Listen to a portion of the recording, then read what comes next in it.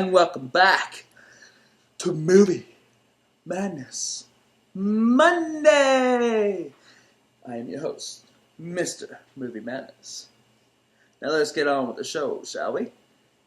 First off, let me say off that we was going to do Life at the Party, but YouTube and internet and about other technical difficulties and stuff kind of came into play, and then I realized this movie isn't worth all this trouble. So that's why you did have a Movie Madness Monday last week and stuff. But get that taken care of, get that out of the way. Now we're back, and I want to do a different movie. I want to talk about a movie that a lot of people have been wanting me to talk about. Marvel Avengers Infinity War. Yes.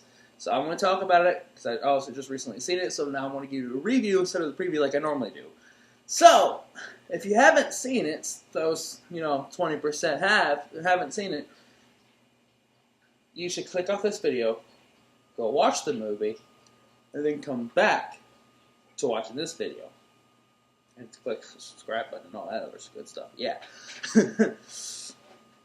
If you have, stick around after the trailer and we'll talk about some of the things, like some of the things near the end and about Spider-Man, things like that. So, without further ado, I'm going to give the guys who haven't seen it some time to watch the trailer and then click off the video. So, without further ado, let's watch the trailer. There was an idea to bring together a group of remarkable people. To see if we could become something more. So when they needed us, we could fight the battles that they never could.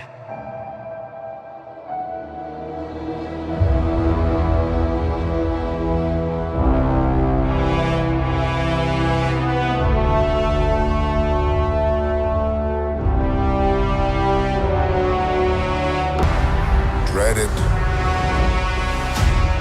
Run from it. Destiny still arrives.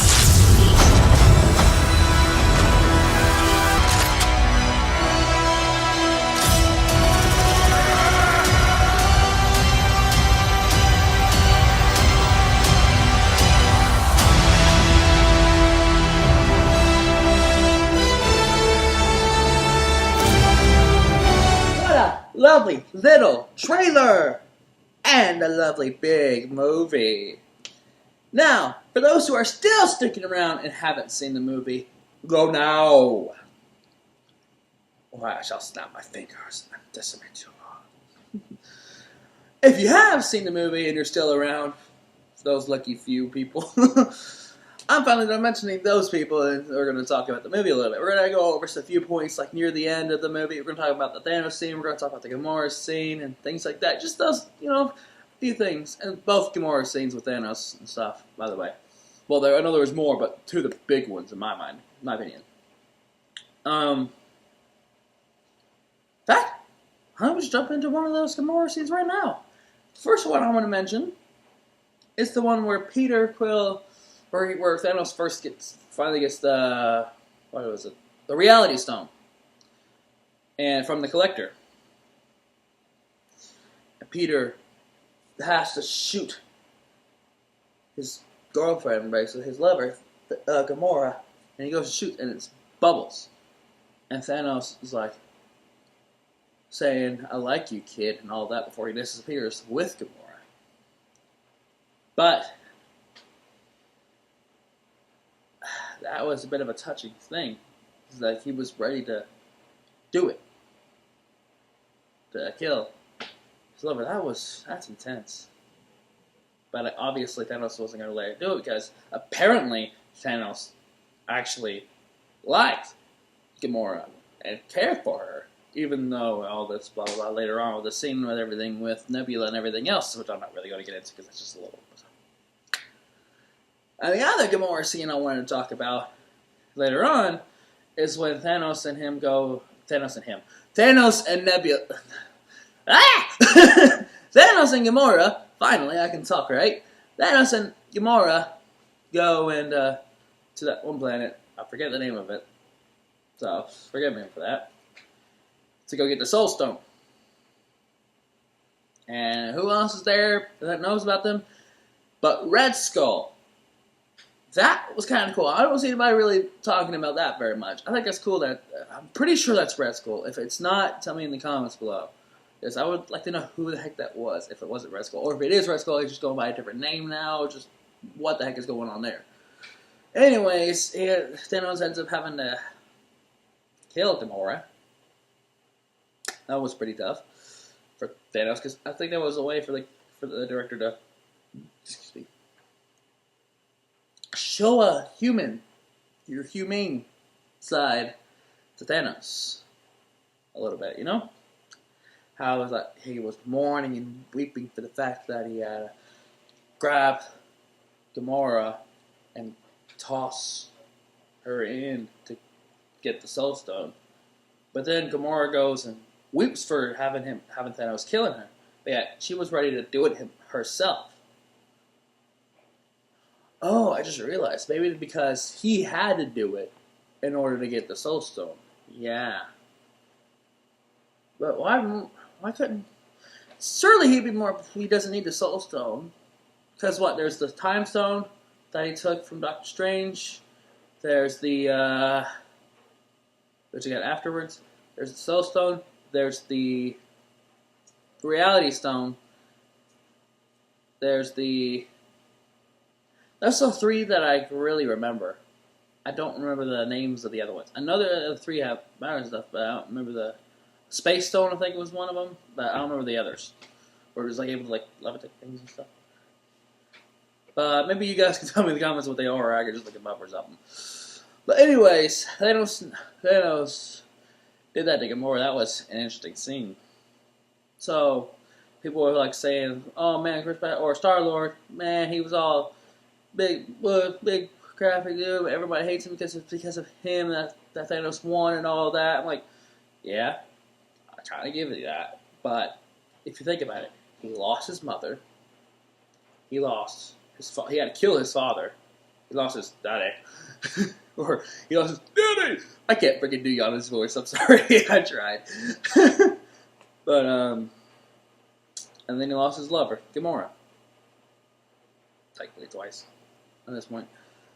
So yeah, I think if you had all that happen to you, a switch would definitely kind of go crazy, and you'd want to punch the crap out of the person to essentially kill.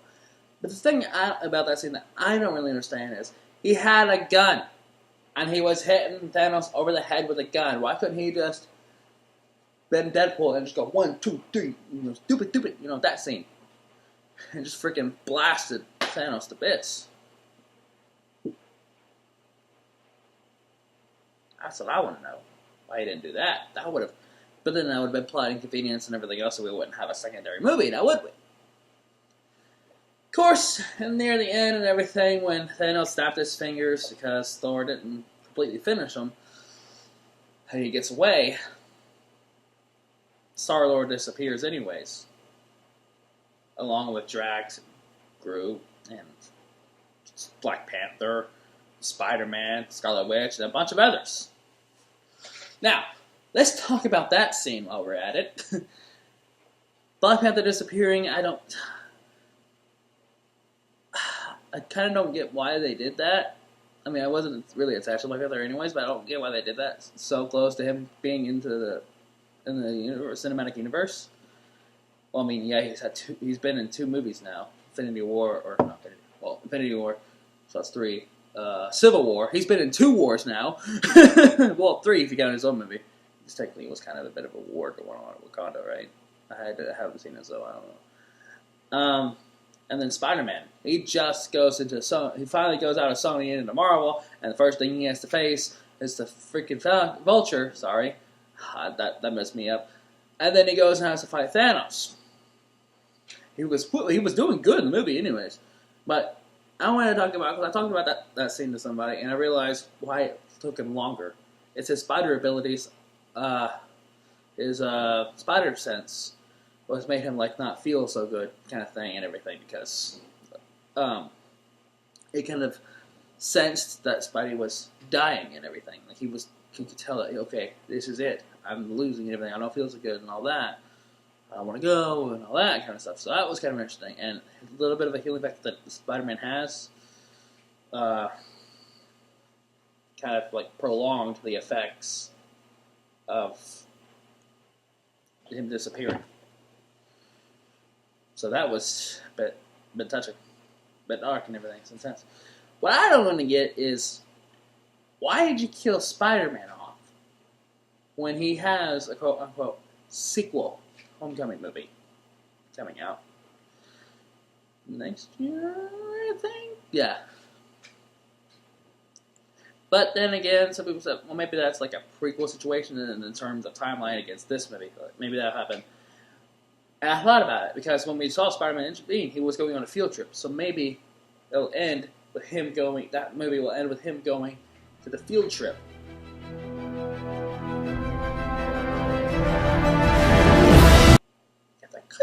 That could work. I think so. What do you think about what's going to happen in that Homecoming 2 movie? Or how that all works out? And what do you guys think about the whole Thanos winning and everything? Oh, speaking of Thanos, Josh Brolin. Good freaking job. He did really good. Because, I mean, think about it. Man, he goes from Thanos to a big, tough brute that wants to destroy everything, to Cable, a big, tough brute that wants to destroy everything. But in a less of a fashion.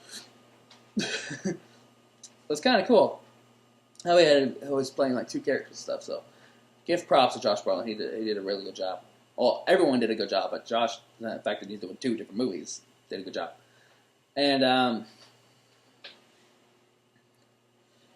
thing I want to mention before I leave you guys is the thing with Hulk and Banner. Now, Hulk and Banner, I thought the longest time were the same person. And just like an alter ego situation, like Bruce Wayne and Batman kind of thing. Well, not exactly to that standard, but you know where I'm trying to get at.